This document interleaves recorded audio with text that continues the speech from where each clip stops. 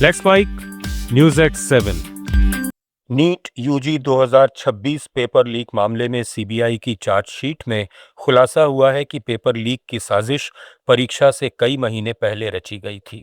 94 page की chargesheet में दावा है कि एनटीए के 3 एक्सपर्ट्स ने पेपर तैयार करने और मॉडरेशन के दौरान सवाल याद किए और बाद में होटल में उन्हें पर्चियों पर लिखकर बिचौलियों और कोचिंग नेटवर्क तक पहुंचाया।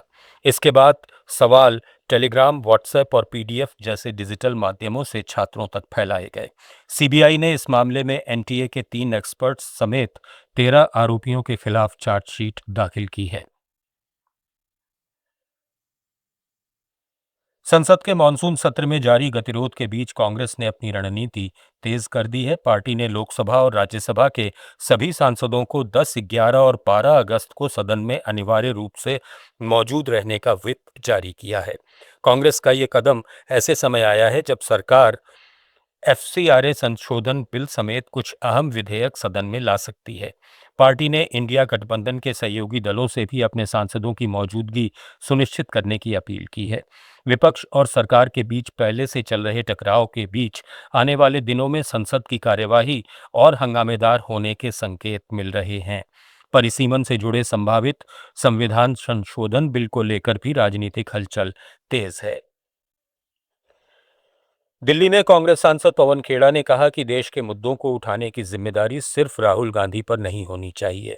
किसानों, युवाओं और अलग अलग वर्गों की समस्याएं राहुल गांधी लगातार उठा रहे हैं, जबकि प्रधानमंत्री और गृह मंत्री को भी अपनी जिम्मेदारी निभानी चाहिए। प्रधानमंत्री संसद में भी मौजूद नहीं रहते और विपक्ष को सलाह देते हैं। जनता से जुड़े मुद्दों पर सरकार को जवाब देना चाहिए। झारखंड क्यों नहीं जा पा रहे हैं? कल बात हुई, हमारी डेलीगेशन गई। ये अच्छी बात है कि हर चीज राहुल गांधी करे। मोदी क्या करेगा फिर? अमित शाह क्या करेगा? सदन में नहीं आएंगे और राहुल गांधी घूमे, यहां भी जाए वहां भी जाए, तो क्यों? इलेक्शन जीतने के बाद ये लोग यहां आते हैं, प्रधानमंत्री और गृह मंत्री बनते हैं और सब काम राहुल गांधी करे। जवानों की बात राहुल गांधी उठाए, किसानों की बात राहुल गांधी उठाए। तो आप यहाँ क्या करने आए हैं? विदेशों में घूमने आए हैं? युवाओं की बात कर तो रहे हैं कि अरे उनको छोड़िए, कौन उनको 3 महीना 13 में उनको छोड़िए, जो 3 महीना 13 में उनको छोड़िए। बात इनकी कीजिए जो जीत कर यहाँ आए हैं, गृह मंत्री बने हैं, प्रधानमंत्री बने हैं, उनसे जवाब मांगिए।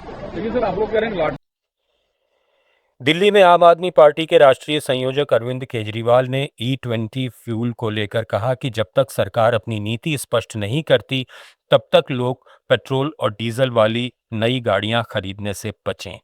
E20 फ्यूल को लेकर पर्याप्त टेस्टिंग नहीं की गई है। उन्होंने सरकार से इस मामले में स्थिति साफ करने की मांग की। ना पेट्रोल पंप डिजाइन किए, ना पेट्रोल पंप चेंज किए, ना ऑयल टैंकर्स चेंज किए, ना व्हीकल चेंज किए। हमारी मोदी सरकार ने जबरदस्ती इसको लागू कर दिया, थोप दिया पूरे देश के अंदर। तो अगर ऐसा किया तो ऑब्वियसली आज ethanol is more expensive than petrol. Raw oil जो है वो 50 रुपए प्रति लीटर है और इथेनॉल 70 रुपए प्रति लीटर है। तो ethanol is more expensive than petrol.